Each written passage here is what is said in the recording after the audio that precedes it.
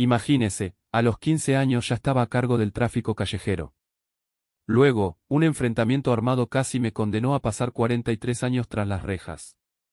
Hasta que, en una celda de prisión, sucedió algo sobrenatural, algo que cambió mi vida para siempre. Mi nombre es Justin Frost y mi historia comienza el 8 de septiembre de 1986 en Norfolk, Virginia.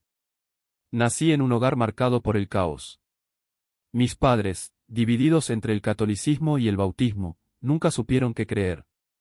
Dios definitivamente no era parte de nuestra rutina. No faltaron la violencia, las peleas y un ambiente tan inestable que, cuando yo tenía 4 o 5 años, mis padres se separaron. Me fui a vivir con mi padre a una finca en el campo, donde estuve 6 años, de 5 a 11, más o menos. Pero la paz no duró. En mi interior crecía una revuelta interminable. Mientras que otros niños en la escuela tenían a sus padres presentes en juegos, fiestas, reuniones, yo solo veía su ausencia. Me estaba devorando por dentro, alimentando una ira que ni siquiera sabía cómo controlar. Mi madre, antes de encontrar la fe, llevaba una vida salvaje, salidas nocturnas, bebida y fiestas interminables. Recuerdo esperarla, una niña, ansiosa, creyendo que finalmente vendría a buscarnos. Pero ella nunca apareció. Y cada vez que eso sucedía, era como si alguien me clavara un cuchillo en el pecho y lo girara lentamente. A los 12 años ya cargaba con un volcán de odio y dolor. Estaba buscando el amor en los lugares equivocados y encontré un grupo que, en mi opinión, me aceptaba tal como era. Eran delincuentes, pero me hicieron caso. Así comencé a vender marihuana. Un tipo me entregó una bolsa de marihuana, fui a la tintorería y la cambié por dinero. Al final gané algo de cambio y algunos cigarrillos. En ese momento me sentí el rey del mundo.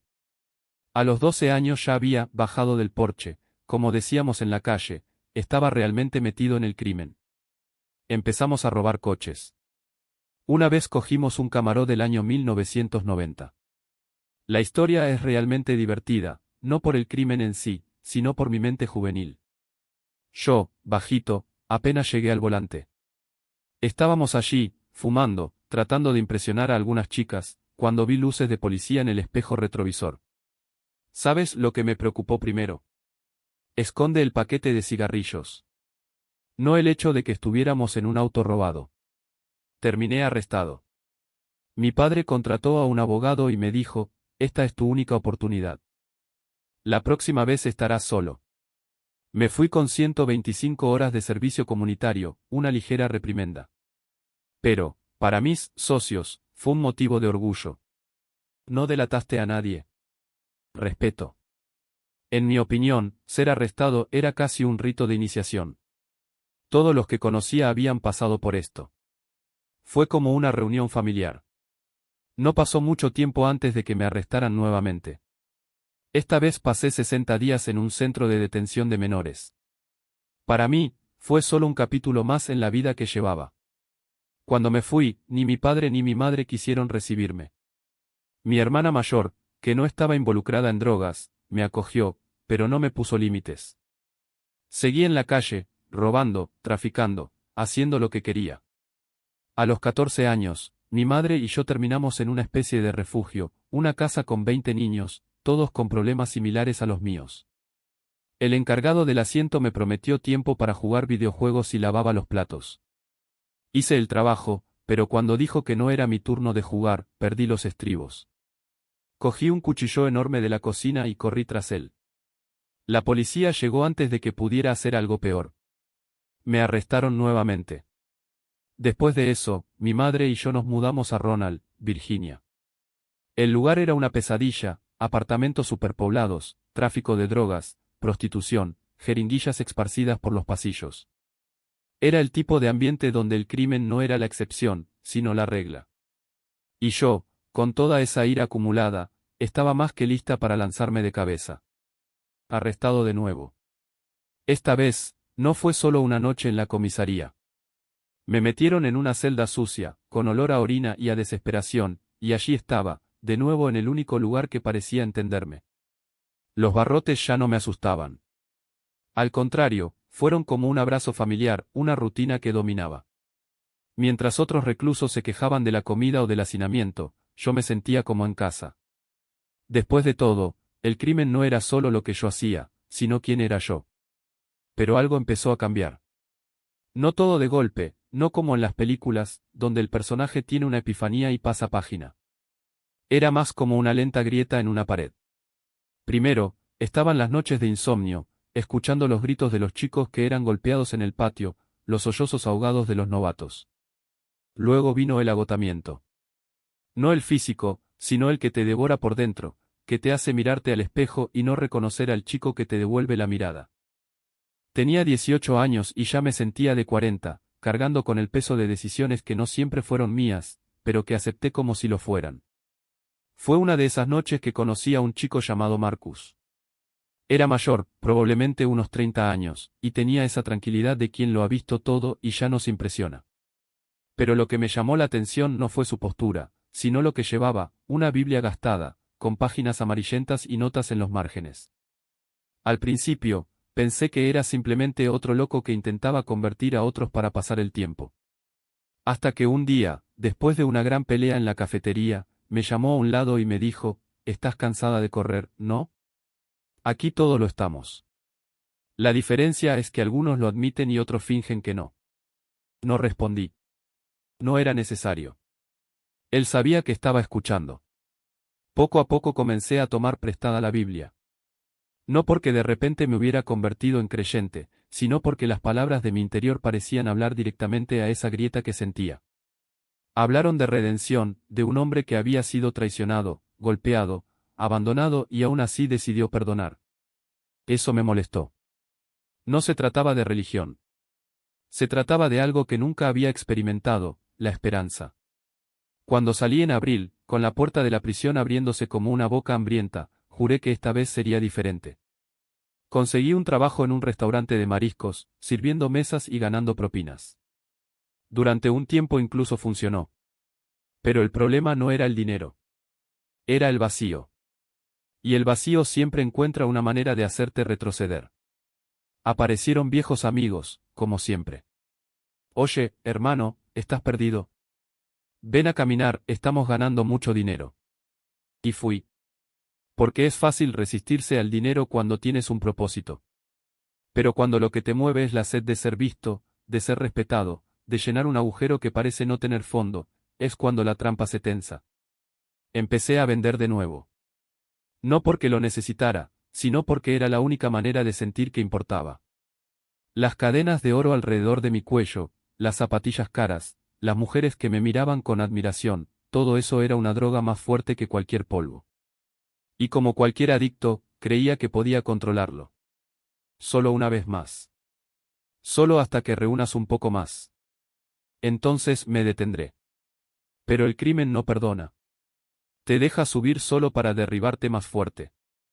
Una noche, después de que un parto saliera mal, terminé rodeada. No fue la policía. Eran tipos que conocía, tipos que pensaba que eran mis socios. Me arrinconaron en un callejón y cuando uno de ellos sacó su arma, supe que no iba a salir con vida. Esta vez no.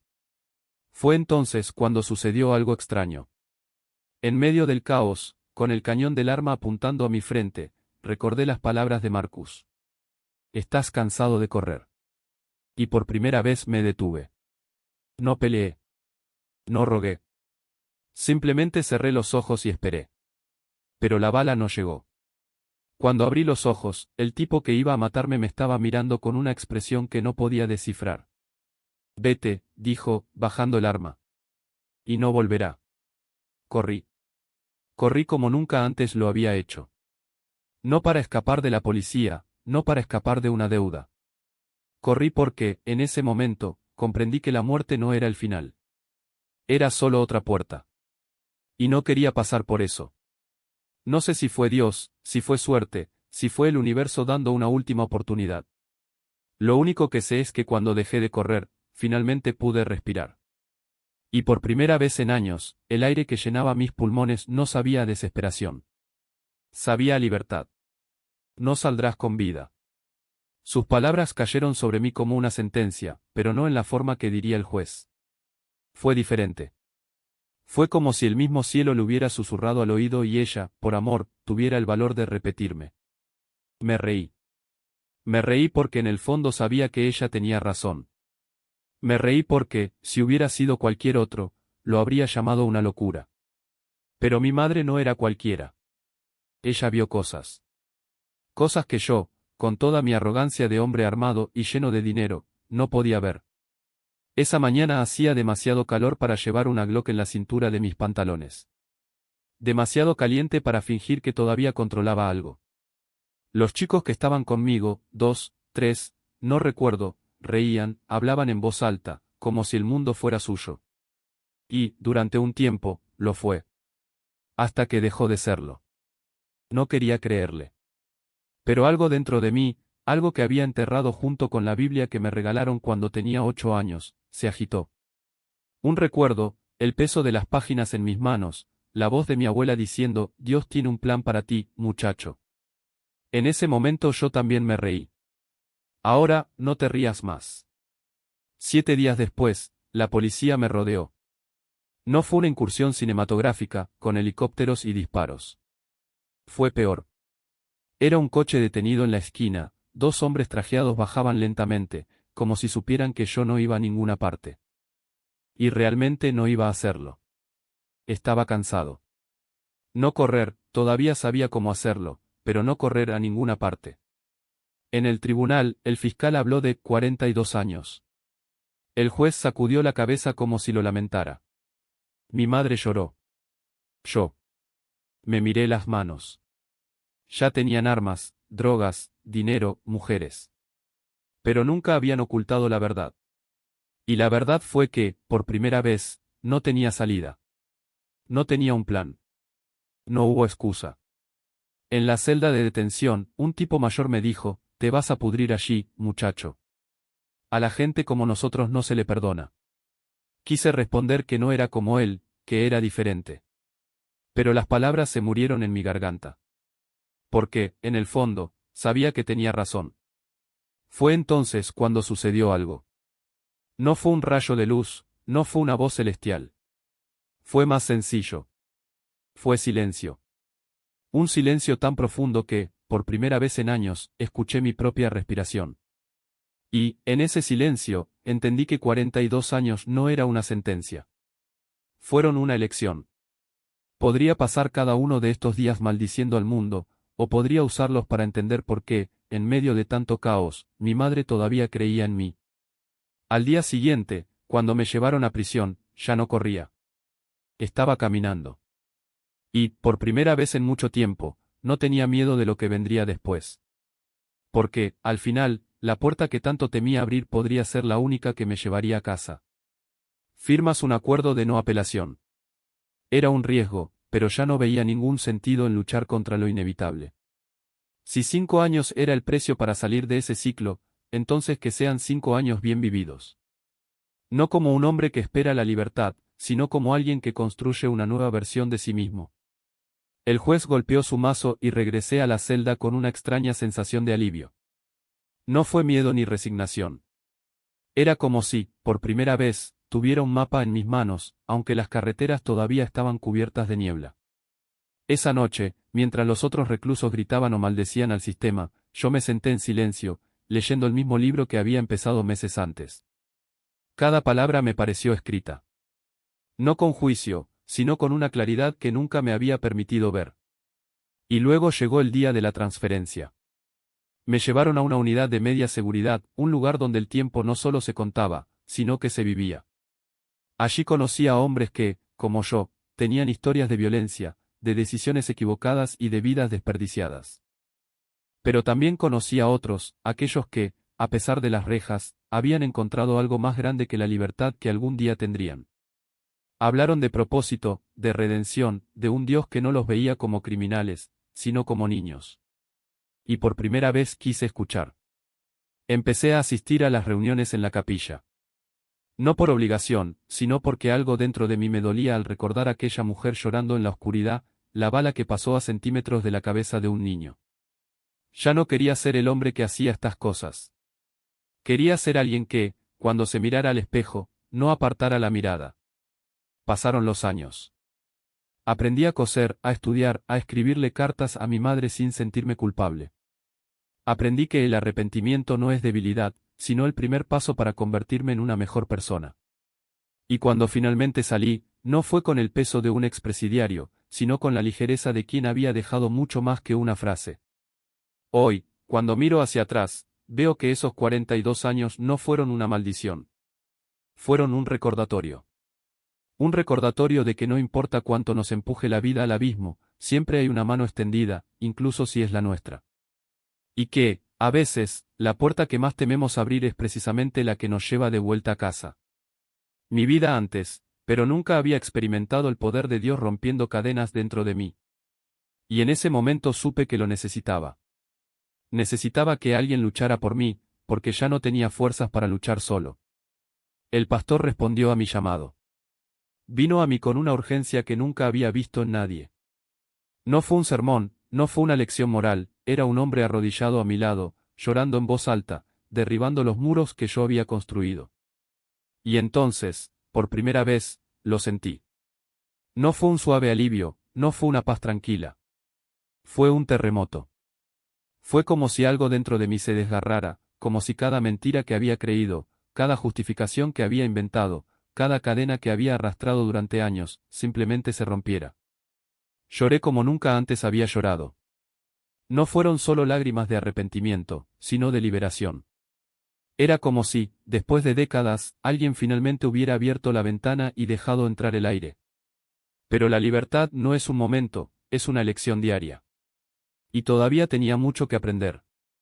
Durante los siguientes meses, me caí. Empecé a usarlo de nuevo. Regresé a los mismos lugares, a la misma gente, a las mismas trampas. Pero algo era diferente. Ahora sabía lo que era ser libre. Y cada vez que volvía al pozo, la caída me dolía más, porque ya había probado la verdad. Fue como si Dios me dijera, tú conoces el camino. Ahora elige. Y elegí. No de una vez, no de forma perfecta, sino poco a poco. Comencé a leer la Biblia no como un libro de reglas, sino como una carta de amor.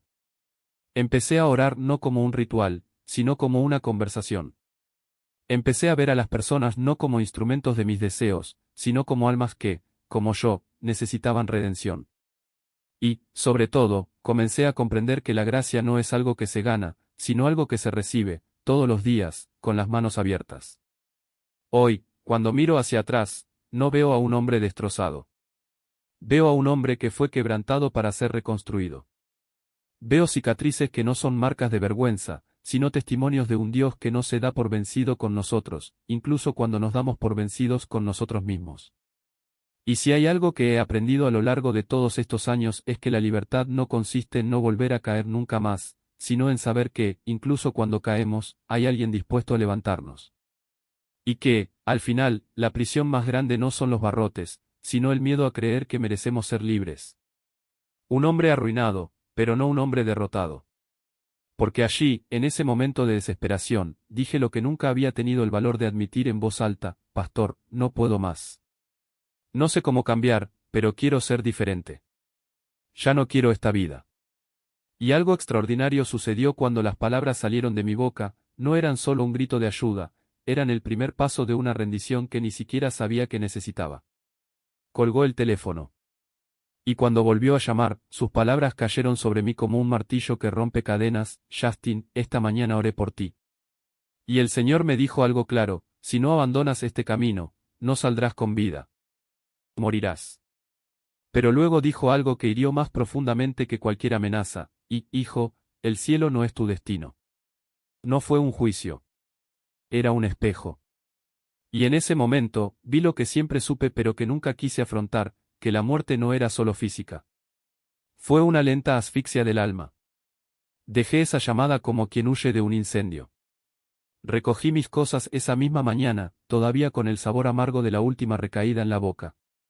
Pero algo había cambiado. Ya no era el mismo hombre que se ahogaba en su propia vergüenza. Era un hombre que, por primera vez, creyó que podía ser rescatado. Llamé a mi mamá y le dije, necesito irme a casa. Si me quedo aquí, me hundiré otra vez. Y ella, Con esa mezcla de amor y dureza que solo tienen las madres, respondió, si vienes, tendrás que cambiar de verdad. No sabía cómo. Pero prometí intentarlo. Los primeros meses fueron una guerra. La casa de mi madre se convirtió en un campo de batalla entre lo que yo era y lo que quería ser. Todavía había noches en las que la tentación me susurraba al oído, días en los que la abstinencia me dejaba temblando como un adicto en abstinencia. Pero había algo nuevo, una convicción que brillaba más que cualquier deseo. Fue entonces cuando hice un pacto con Dios, uno de esos tratos desesperados que solo hacemos cuando no tenemos nada que perder: no volveré a acostarme con ninguna mujer hasta que el Señor me envíe a mi esposa. Parecía una locura. Pero era la única manera que conocía de demostrarme a mí mismo que hablaba en serio. Ha pasado un año. Mi madre y yo estábamos buscando una nueva casa, y una tarde, después de otro servicio en la misma iglesia que me había enfrentado, sentí un impulso inexplicable. Mamá, gira aquí. Ella dudó, pero obedeció. Y allí, al final de un camino de tierra, había una casa sencilla, con un cartel de "se alquila". Llamamos. El dueño apareció a los pocos minutos. Y cuando firmamos el contrato ese mismo día, no sabía que Dios ya había escrito el siguiente capítulo de mi vida, porque la hermana de la mujer que se convertiría en mi esposa vivía en la casa de al lado. Pero la pelea no terminó ahí. La vida no es una película donde todo se resuelve en un solo acto. Mi madre regresó a Virginia. Me quedé, trabajando en trabajos ocasionales que apenas pagaban las cuentas. Y en 2015, cuando me invadió la desesperación, hice lo que siempre hacía cuando faltaba dinero: volver a lo que conocía. Ya no era el mismo traficante de drogas de antes. Ya no era el mismo hombre. Pero todavía era un hombre débil. Le compré pastillas a uno, se las vendí a otro y repetí el ciclo, convenciéndome de que era lo suficiente para sobrevivir. Entonces, una noche, después de conducir 45 minutos para recoger un paquete, algo dentro de mí se rompió. No sé si fue discernimiento. No sé si fue el espíritu avisándome. Solo sé que cuando llegué al punto de entrega, no pude hacerlo. Tiré más de 100 pastillas al monte, como si me quemaran las manos. Y cuando regresé al auto, supe que era la última vez. Pero el enemigo no se rinde fácilmente. Esa misma noche me paró la policía. Registraron el coche. No encontraron nada porque ya me había deshecho de ello. Pero me arrestaron por conducir sin licencia, por una vieja infracción que ni siquiera recordaba que existía. En esa celda, mientras esperaba ser liberado, algo dentro de mí se rompió de una vez por todas. No era miedo a la cárcel. Fue una vergüenza. Vergüenza por repetir los mismos errores, por traicionar la confianza de la mujer que amaba, una mujer inteligente y pura que merecía más que un hombre que todavía luchaba entre la luz y las sombras. Y allí, entre 4 frías paredes, le prometí a Dios que nunca volvería a ese lugar. No importaba lo que pasó. Cuando fui a juicio, el juez me miró y dijo: deberías haber resuelto esto hace 10 años. Y luego, para mi sorpresa, abandonó el caso. No tuve que pagar una multa. No tuve que hacer nada. 2 días después, hice el examen para obtener mi licencia y lo aprobé. Como si Dios estuviera diciendo: no te he abandonado, incluso cuando tú te has abandonado a ti mismo. Porque eso es lo que Él hace. Él no espera a que seamos perfectos para amarnos. Él no requiere que estemos limpios para extender la mano.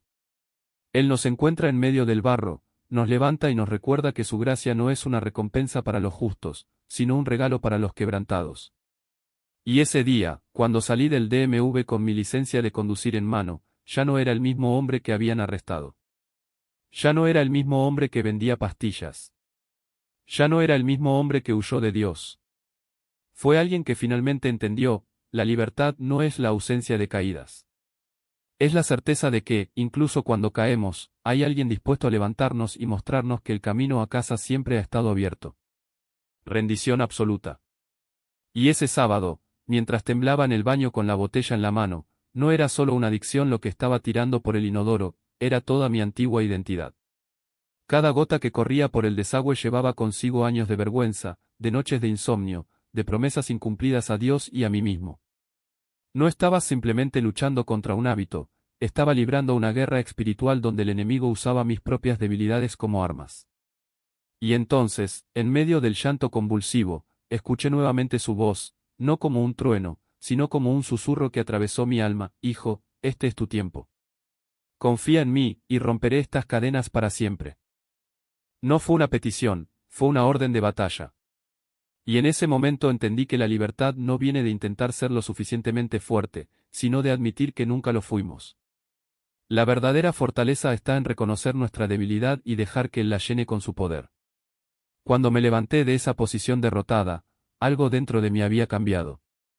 No fueron las oraciones de los demás, no fue el ayuno, no fueron las promesas vacías, fue el momento en que dejé de negociar con Dios y simplemente obedecí. Derramé esa botella como quien derrama los últimos restos de una vida que ya no quería vivir. ¿Y sabes qué pasó? Al mismo tiempo, la esclavitud se convirtió en libertad. No hubo lucha, no hubo recaída, no hubo batalla interna, solo una paz que nunca había conocido. Pero aquí está la parte que muchos no entienden: Dios no nos hace libres solo para dejarnos sueltos en el mundo. Él nos libera para enviarnos a nosotros mismos. Y eso es exactamente lo que pasó. 3 semanas después de ese día en el baño, mi esposa y yo estábamos en un servicio cuando el predicador, un hombre que ni siquiera nos conocía, me señaló desde el púlpito y dijo: hay un llamado en tu vida. Dios está diciendo que has sido liberado para liderar tu hogar, pastorear a tu familia, ser un faro donde una vez hubo oscuridad. En ese momento entendí que la libertad no es un fin en sí misma, es el comienzo de una misión. Y hoy, cuando miro hacia atrás, veo que cada caída, cada recaída, cada momento de desesperación no fue un fracaso, sino una preparación. Dios no desperdicia nuestras luchas, Él los usa para moldearnos. La misma mano que me levantó del sucio suelo de la prisión es la que me sostiene ahora mientras escribo estas palabras. Y si estás leyendo esto y te sientes como yo, atrapado en un ciclo de tentación, vergüenza y fracaso, debes saber una cosa: Dios no está esperando que seas perfecto para poder usarte. Él está esperando que te rindas. Porque la libertad no es ausencia de luchas. Es la certeza de que incluso cuando caemos, Él ya está allí, con los brazos abiertos, listo para levantarnos y recordarnos que el camino a casa nunca estuvo cerrado. Y la llave para abrir esa puerta no es fuerza. Es fe. No es el esfuerzo. Es rendición. Y cuando finalmente lo dejes ir, descubrirás que la vida que Dios tiene para ti es mayor que cualquier adicción, mayor que cualquier fracaso, mayor que cualquier miedo. Porque al final del día, no se trata de lo que dejas atrás. Se trata de lo que Él te está llamando a seguir adelante. Fundación del mundo, ya los conocíais. Y hoy, Padre, te pido que rompas cada cadena, cada mentira, cada duda que intenta decir que no hay salida. Porque la verdad, Señor, es que tú eres más grande. Más grande que el pasado, más grande que la adicción, más grande que la vergüenza que intenta sofocar. Eres el Dios que convierte lo imposible en testimonio, el Dios que escribe historias de redención donde solo había cenizas. Y declaro a cada persona que escuche esto ahora: no importa lo que hayas hecho, no importa lo que alguien te haya hecho, Dios no ha terminado la obra en tu vida. Él te está llamando para más. Por una libertad que no sea solo la ausencia de cadenas, sino la presencia de un propósito. Por una paz que no depende de las circunstancias, sino de la certeza de que Él te toma de la mano. Por una alegría que no es momentánea, sino eterna. Porque cuando cumples, no pierdes, ganas. Obtendrás un Padre que nunca se rinde contigo. Gana una familia espiritual que te apoye. Obtén una identidad que no esté definida por lo que tú hiciste, sino por lo que Él hizo por ti en la cruz. Y, sobre todo, tendrás la oportunidad de vivir una vida que valga la pena. Una vida donde los niños corren a abrazarte, donde el trabajo no es una carga sino una bendición, donde incluso las pequeñas cosas, como los pájaros bañándose en un charco de lluvia, se convierten en signos del cuidado de Dios. Así que hoy, si estás cansado de luchar solo, si estás agotado de intentar arreglarte a ti mismo, si lo has intentado todo y nada ha funcionado, detente. Respirar. Y entregado. No es debilidad, es sabiduría. No es una derrota, es el primer paso hacia la victoria. Porque cuando lo sueltas, Dios aguanta. Cuando confías, Él actúa. Y cuando dices sí, Él se transforma. Y te prometo, por el poder de la palabra de Dios, que si das este paso, tu historia nunca volverá a ser la misma. Mirarás hacia atrás y no creerás lo que Dios hizo. Mirarás hacia adelante y verás un futuro que ni siquiera tus sueños más locos podrían alcanzar. Porque con Dios lo mejor está por venir. Por eso, en el nombre de Jesús, profetizo sobre vosotros, que renazca la esperanza. Que la fe se ilumine. Que el coraje venza al miedo. Y que, a partir de hoy, comiences a vivir la vida abundante que Él tiene preparada para ti. No porque lo merezcas, sino porque Él te ama. No porque seas fuerte, sino porque Él es fiel. Y que así sea. Amén. Desde antes de que se formara la tierra, el Padre tenía un plan perfecto para vosotros.